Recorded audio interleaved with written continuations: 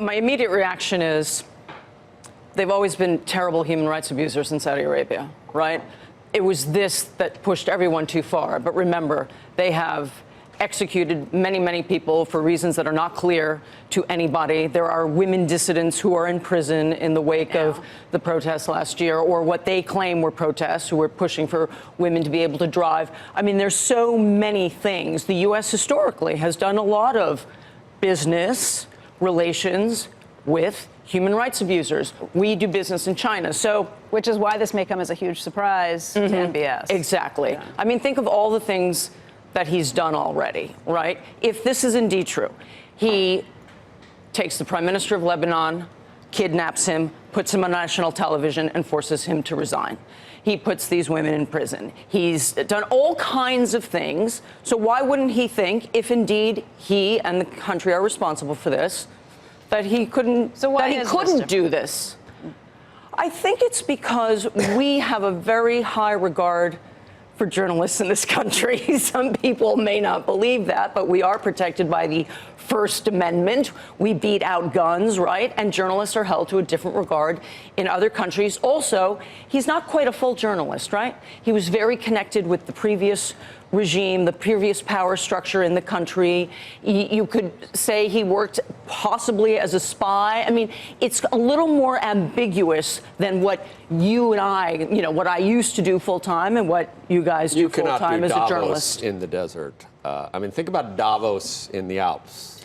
I mean, you can't do Davos in the desert if you're going to pull stuff like this. I mean, Davos, you know what we do in Davos? We tiptoe around. And, So my question is the following. The implications from a business perspective on a JP Morgan, on a BlackRock, on a Blackstone, does the Crown Prince look at this, and this has been the game of chicken that's been going on for the past week now, at these companies and say, I can't do business with these people anymore? If everybody drops out of this, I mean, this has been a show of power. Who has the power? Right. That's what this is about. It's a demonstration of power. So what happens next, given the statements that he made just over the weekend related to the comments that President Trump made and saying that he would retaliate himself if we, for example, were to put tariffs on that company, that country? So I think that the Saudis, for years, are used to getting what they want because they have so much money, right? And so you put up with a lot. A lot of these individuals have probably put up with a lot. I would think that a lot of these individuals are actually relieved to not be going because I don't know what your experience is in the last year, Andrew, but they're always incredibly late.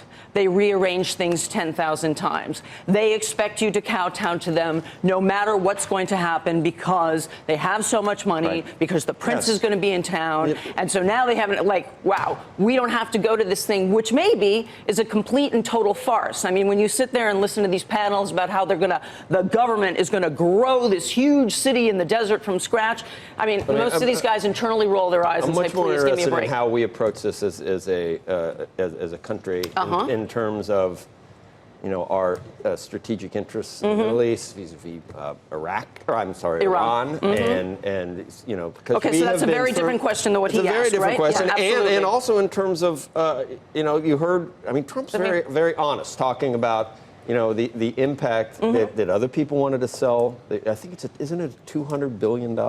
And it's not about money, but it's about our interests in the Middle East, right? And I mean, and how do you pick who's worse in terms of human rights abuses with Iran? So you're asking me a completely different question. Arabia, you're asking me a completely different question. Andrew asked about you got to pick someone. I know, I get that. So now you're asking what's in the best interest of the United States. Right. And that is why I think thus far Stephen Mnuchin has not pulled out, because it's a much more ambiguous question, right?